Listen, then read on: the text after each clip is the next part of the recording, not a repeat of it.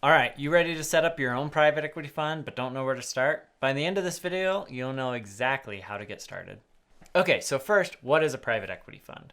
Well, a private equity fund is basically a investment vehicle that is a pool of capital. So you get lots of investors and they all pool their money together. And then you have an investment professional that's guiding where that money goes.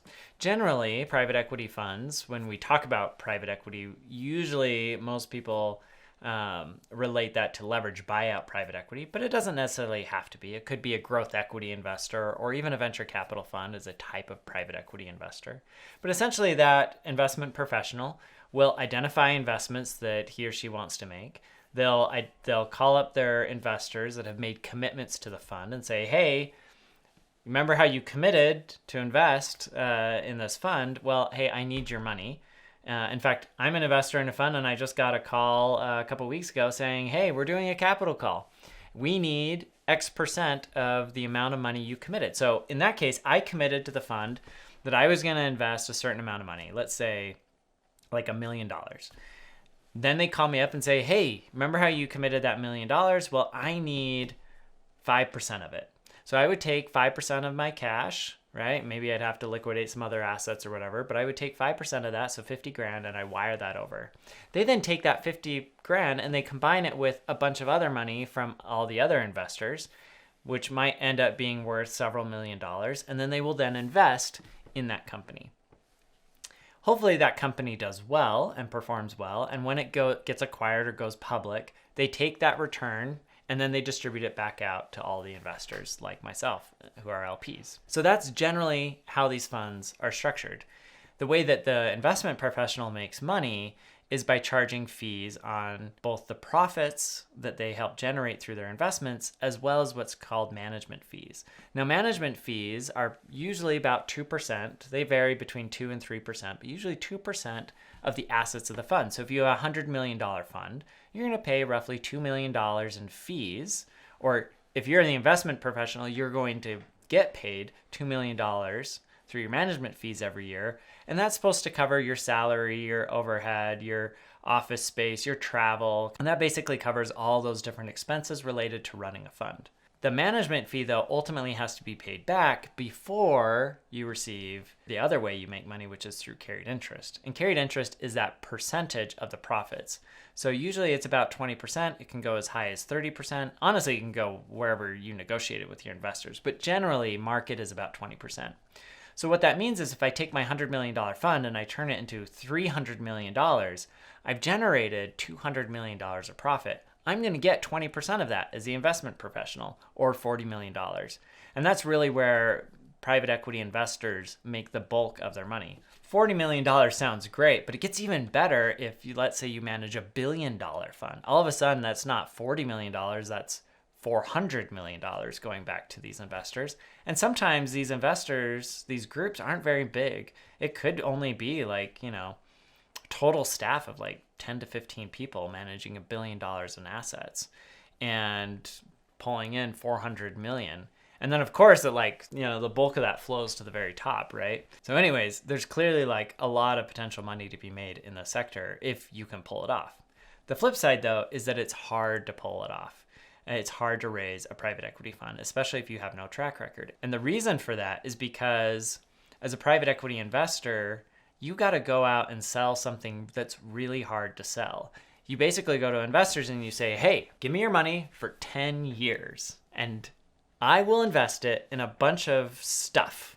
But it's going to be great. I don't know what it is yet, but it's going to be great. But you'll have no say in what it is. And then at the end of 10 years, we'll get you all your money back plus a nice healthy return, of which I'm going to take 20%. That is a tough thing to sell investors on, especially if you don't have much of a track record. So how do you build a track record? Well, let me tell you about my friend and the way he's doing it.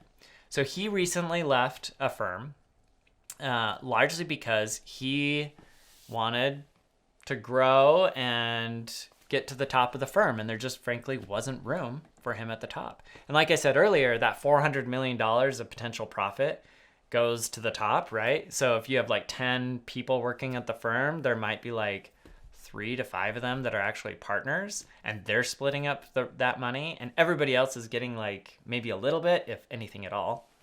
And so he was like, hey, look, I want to build my own firm. And so he left his firm, which is kind of a gutsy move, and he started doing his own deals. He's now closed several deals. And he was smart in that he has spent a lot of his career building relationships with potential investors. And so now what he does is he sets up these SPVs. An SPV is a special purpose vehicle. And essentially what it is this legal entity where you can pool capital into it. And then it has one purpose. And that purpose is to invest into a company. And so what he'll do is he'll go and he'll find an amazing investment opportunity. He'll negotiate with the entrepreneur to get a piece of the transaction. And then he'll go to his list of investors and he'll sell the deal and how amazing the deal is. And they pony up money because they want access to this deal. And so they'll put money into the SPV. He charges fees that are similar to a fund. So he's charging some management fee up front usually. You know, it could be a few percentage of the total amount that's being raised. And then he charges carry. So he's going to get, 10 to 20%, whatever he ends up negotiating with his investors on the backside based on the performance of that investment. So overall, he's kind of doing it, right? He just isn't doing it through a fund yet. But over time, as he does more of these deals and builds more of a track record and is able to prove to his investors that even outside of his old investment firm, he's able to drive great returns and find great deals for them, he'll be able to get capital commitments in and raise a fund and actually make a go of it and be at the top. And to be honest, that's how a lot of people do it. New funds generally get started because somebody can't break into the top and they feel like they're the ones that are driving most of the value at the firm. They're sourcing the deals, they're doing the fundraising, they're doing the hard work. And so they end up spinning out. Sometimes they're able to raise a fund right away, especially if they're able to grab a few other people to come along with them. And together they kind of use their track record to raise a fund. But in other cases, they do it through SPVs, and they do a handful of these SPVs to build a track record and then use that track record to end up raising a fund.